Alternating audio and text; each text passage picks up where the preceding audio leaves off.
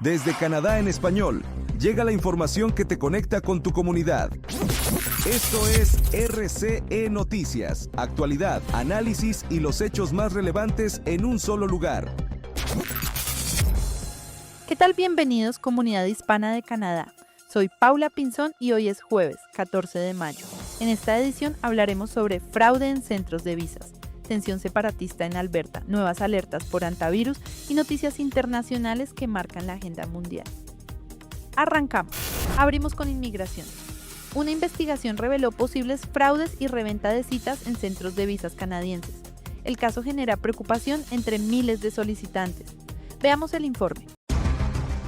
Una investigación de CBC News reveló graves denuncias de fraude, reventa de citas y problemas de seguridad en centros de solicitud de visas canadienses operados por la empresa privada BFS Global, contratista encargado de gestionar parte del sistema migratorio de Canadá en más de 100 países. Para entender el caso, es importante aclarar que BFS Global no decide quién recibe una visa canadiense. La empresa trabaja para el gobierno federal realizando tareas administrativas, como recibir documentos, tomar datos biométricos y organizar citas para los solicitantes. El problema, según denuncias de usuarios y documentos internos obtenidos por CBC, es que en algunos países el sistema estaría siendo manipulado por terceros que bloquean citas y luego las revenden a precios elevados. Uno de los casos expuestos ocurrió en Bangladesh. Un residente de Ottawa aseguró que no encontraba citas disponibles para los trámites migratorios de sus familiares y que intermediarios le ofrecían espacios a cambio de pagos adicionales de hasta $250 canadienses por persona. Otros solicitantes denunciaron sentirse presionados a pagar servicios premium ofrecidos por BFS para poder avanzar más rápido en sus trámites. Según los testimonios, quienes pagaban tarifas extra recibían atención casi inmediata, mientras que el servicio regular enfrentaba largas filas y retrasos. La investigación tomó mayor relevancia luego de que CBC obtuviera correos y reportes internos del gobierno canadiense donde funcionarios reconocen preocupaciones sobre fraude y problemas operativos en distintos centros de visas. En uno de los mensajes, un funcionario escribió que podrían escribir una novela sobre todo el fraude que estaban observando. Los documentos también mencionan problemas de seguridad, incluyendo uso inadecuado de correos electrónicos, preocupaciones sobre revisión de antecedentes del personal y hasta ataques de malware que afectaron operaciones en Rusia. Expertos en inmigración aseguran que el tema genera preocupación porque millones de personas alrededor del mundo dependen de estos centros para solicitar visas, permisos de estudio, residencia o reunificación familiar con Canadá. La investigación también revela que el gobierno federal ha otorgado contratos por más de $725 millones a BFS Global desde 2012 para operar centros de visas internacionales. Ante las denuncias, BFS Global afirmó que mantiene auditorías y controles de seguridad constantes y aseguró que los servicios premium son opcionales y aprobados por el gobierno canadiense. Por su parte, Inmigración, Refugiados y Ciudadanía de Canadá señaló que mantiene una supervisión rigurosa sobre los centros de visas y sostuvo que la empresa ha cumplido con las condiciones de sus contratos actuales, que vencen en 2027. Sin embargo, la investigación abre nuevas preguntas sobre si el gobierno canadiense tiene suficiente control sobre las empresas privadas que administran parte fundamental de su sistema migratorio internacional.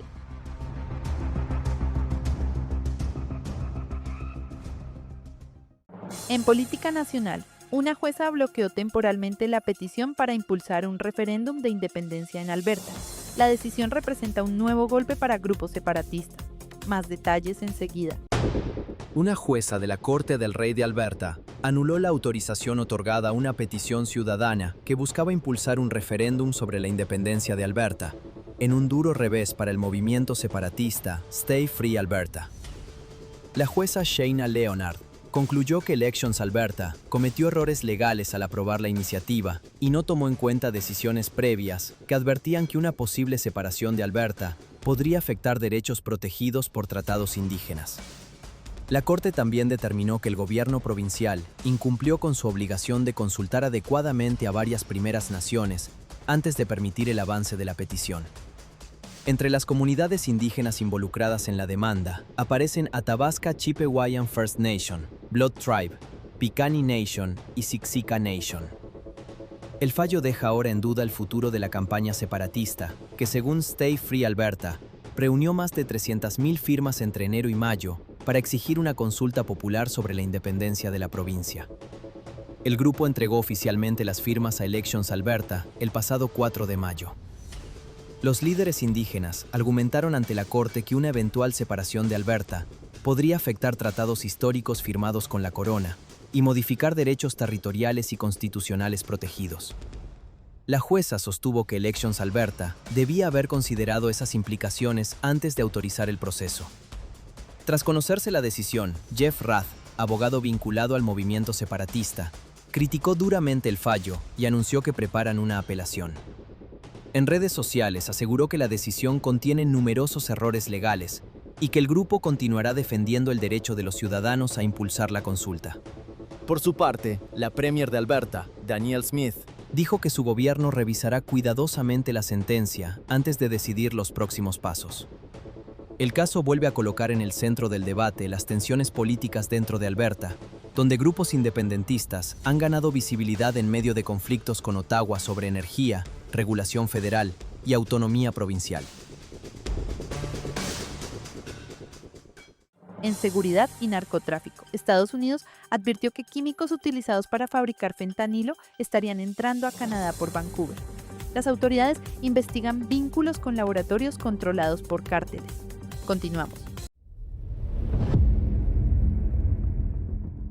La Administración para el Control de Drogas de Estados Unidos, conocida como DEA, aseguró que el puerto de Vancouver se ha convertido en una ruta clave para el ingreso de químicos utilizados en la fabricación de fentanilo. Durante una audiencia en el Senado estadounidense, el director de la DEA, Terrance Cole, afirmó que precursores químicos llegan a Canadá y posteriormente son enviados a laboratorios clandestinos vinculados con cárteles mexicanos. Según el funcionario, parte del fentanilo producido en territorio canadiense termina cruzando la frontera hacia Estados Unidos. Cole señaló que las autoridades estadounidenses están muy conscientes del aumento de actividades relacionadas con el tráfico de drogas en la frontera norte y anunció que la DEA planea abrir 2 nuevas oficinas en Canadá para reforzar las investigaciones. Actualmente, la agencia ya opera oficinas en Ottawa y Vancouver. Las declaraciones vuelven a poner presión sobre Canadá en medio de las críticas constantes del presidente Donald Trump, quien ha acusado al país de no hacer lo suficiente para detener el tráfico de fentanilo. Sin embargo, datos oficiales de aduanas y protección fronteriza de Estados Unidos muestran una gran diferencia entre ambas fronteras. En 2025, autoridades estadounidenses decomisaron apenas 35 kilos de fentanilo en la frontera con Canadá, frente a más de 5.200 kilos en la frontera con México. Por su parte, la Agencia de Servicios Fronterizos de Canadá respondió que el país no es una fuente significativa de fentanilo para Estados Unidos y recordó que Ottawa ha reforzado la vigilancia fronteriza y las operaciones contra laboratorios clandestinos.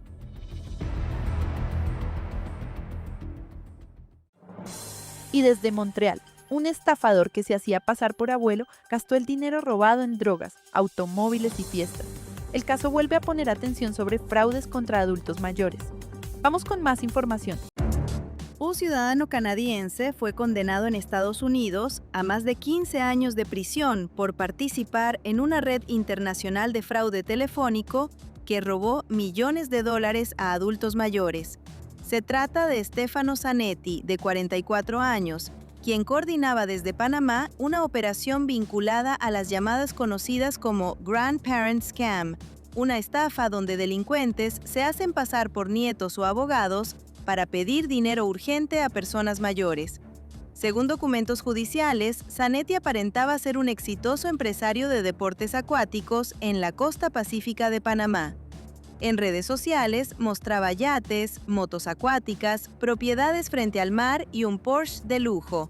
Sin embargo, fiscales estadounidenses aseguran que en realidad coordinaban la recolección de dinero robado a víctimas en decenas de ciudades de Estados Unidos.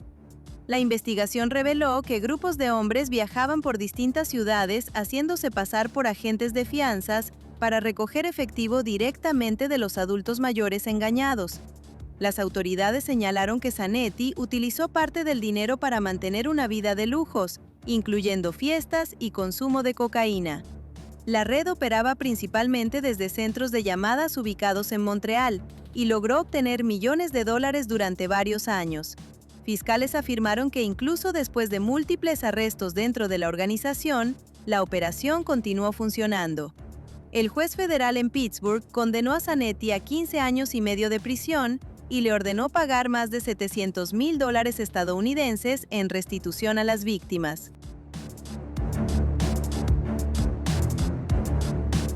En salud pública, Canadá contactó a 26 personas más por posible exposición al hantavirus. Las autoridades mantienen vigilancia preventiva mientras continúa la investigación.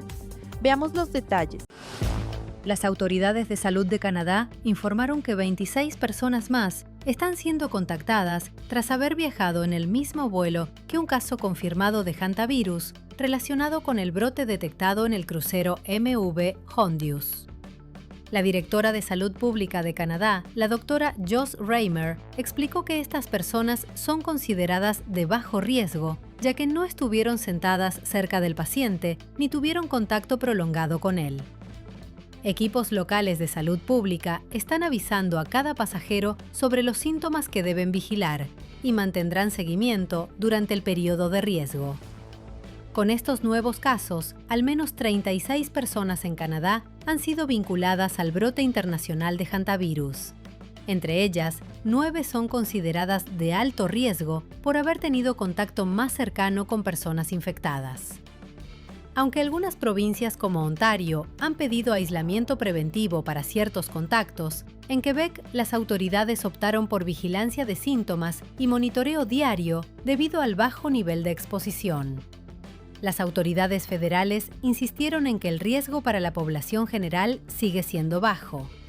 También aclararon que Canadá, por ahora, solo realizará pruebas a personas que presenten síntomas para evitar falsos negativos. El brote internacional comenzó a bordo del crucero MV Hondius, donde se registraron varios contagios y al menos 3 muertes relacionadas con el virus Andes, una variante poco común del hantavirus que puede transmitirse entre personas en contactos cercanos.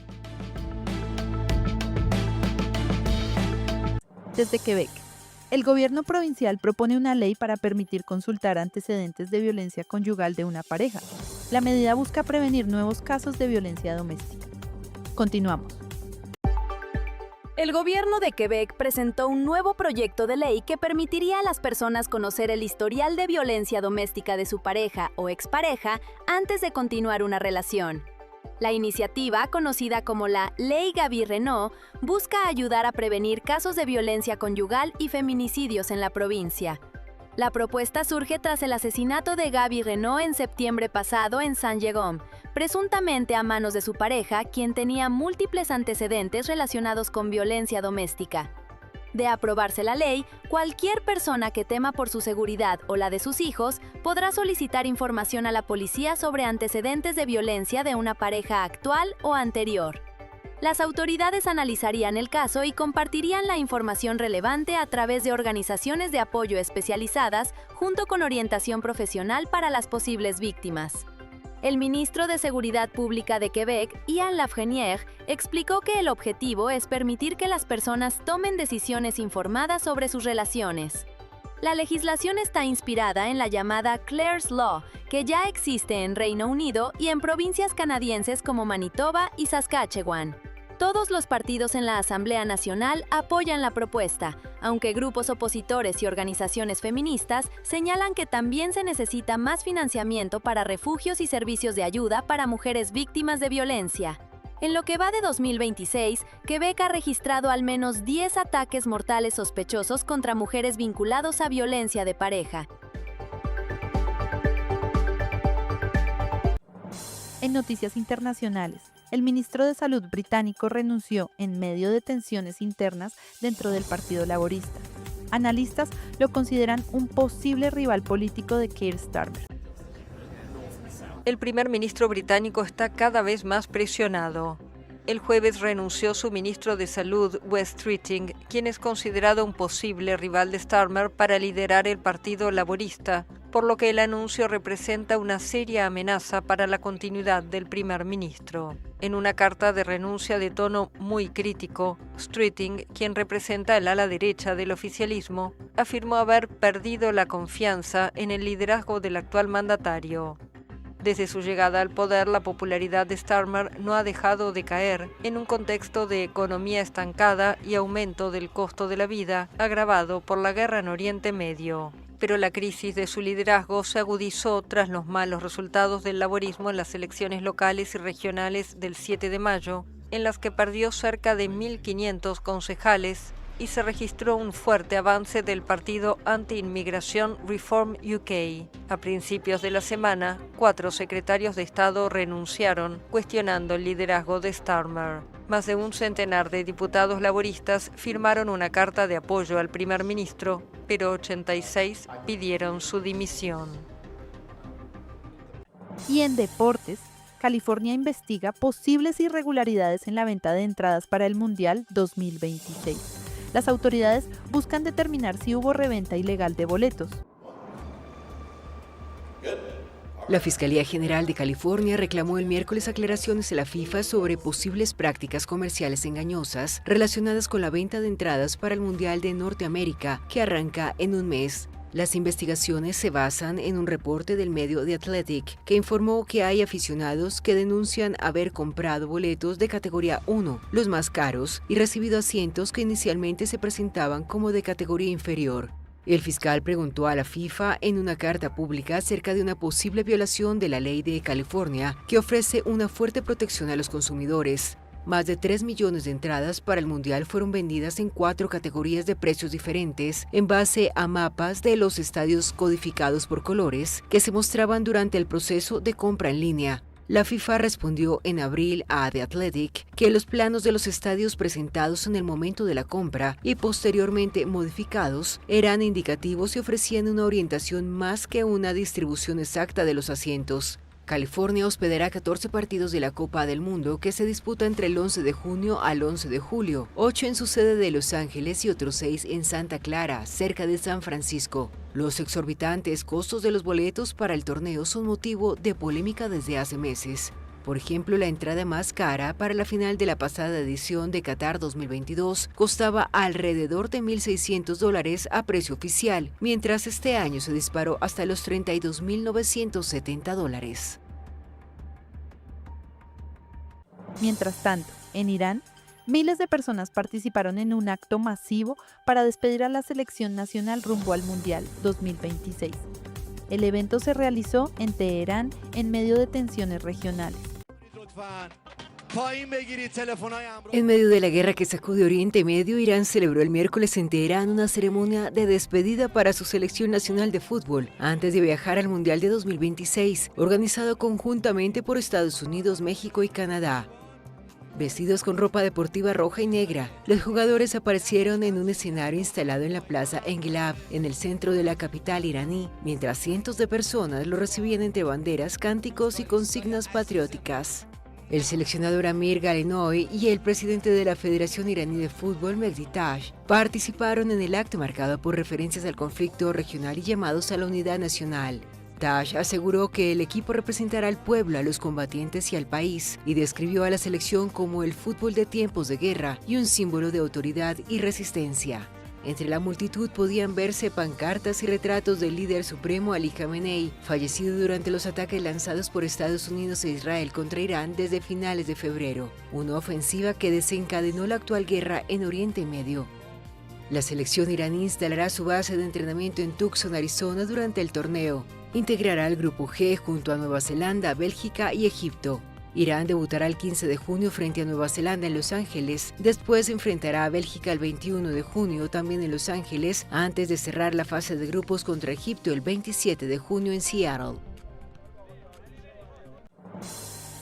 Además, Donald Trump aseguró que ve un futuro fantástico para Estados Unidos y China al iniciar una nueva cumbre con Xi Jinping. El presidente de Estados Unidos, Donald Trump, inició el jueves en Pekín una cumbre clave con su homólogo chino, Xi Jinping, marcada por las tensiones comerciales, la guerra en Irán y el futuro de Taiwán. Xi recibió a Trump con una solemne ceremonia en el monumental Gran Palacio del Pueblo, junto a la plaza Tiananmen, epicentro del poder comunista en Pekín. Una fastuosa bienvenida que contrasta con las profundas tensiones entre las dos mayores economías del mundo. Acompañado por Trump, Xi estrechó la mano de varios funcionarios estadounidenses, entre ellos el jefe del Pentágono, Peter Hegseth, y el secretario de Estado, Marco Rubio, conocido a lo largo de su carrera como un férreo opositor a Pekín. Al son de una salva de cañones, recorrieron la alfombra roja ante cientos de niños que portaban flores y agitaban banderas mientras daban la bienvenida. Durante la reunión, Trump le aseguró a su homólogo que las dos superpotencias tendrán un futuro fantástico juntas. Es un honor estar con usted, es un honor ser su amigo y la relación entre China y Estados Unidos va a ser mejor que nunca. Pese al tono cordial, ambas potencias llegan a la reunión tras meses de guerra comercial, con aranceles cruzados superiores al 100% y crecientes disputas tecnológicas y geopolíticas. Xi insistió en que la estabilidad entre Washington y Pekín es crucial para el equilibrio global y pidió evitar una confrontación entre las dos mayores economías del mundo. Una relación estable entre China y Estados Unidos es una bendición para el mundo. La cooperación beneficia a ambas partes, mientras que la confrontación perjudica a las dos. Debemos ser socios, no rivales, ayudarnos mutuamente a tener éxito y prosperar juntos, forjando así un nuevo camino para la forma adecuada de interacción entre las grandes potencias en esta nueva era. La guerra en Irán se perfila además como uno de los asuntos más delicados de la agenda.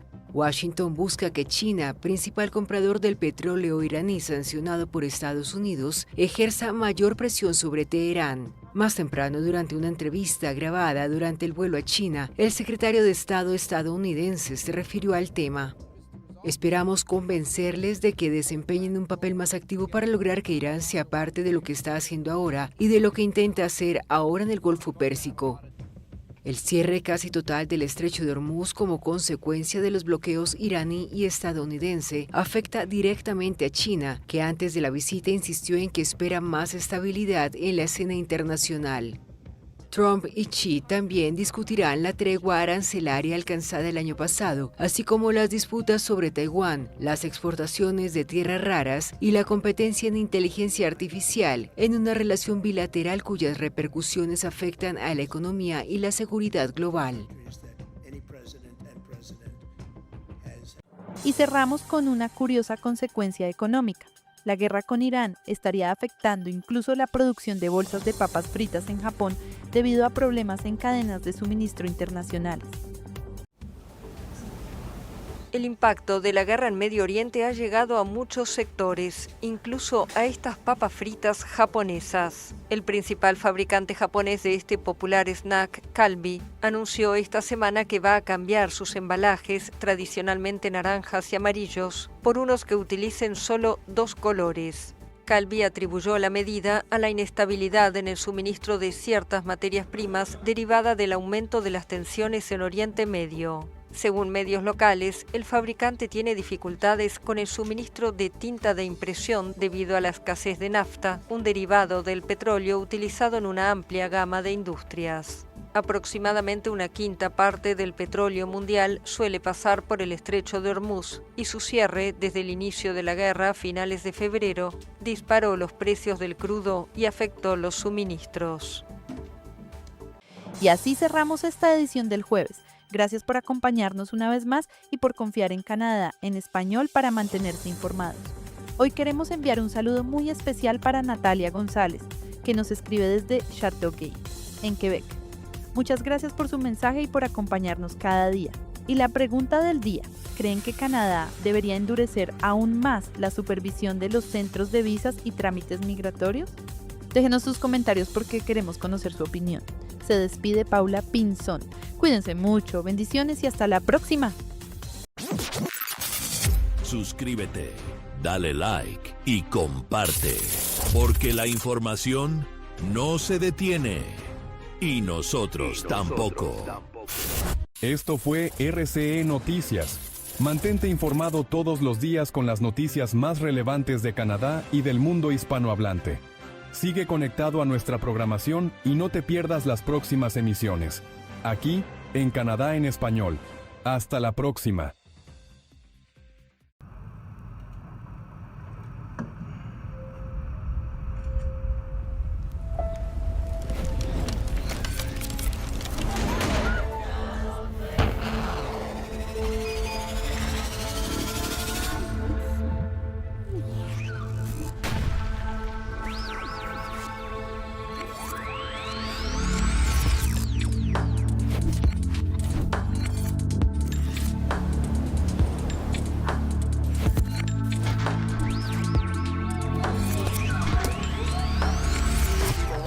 Talking reality, you have not seen me in action. You think the come up comes overnight, you ain't behind the scenes, trust me, these things don't just happen.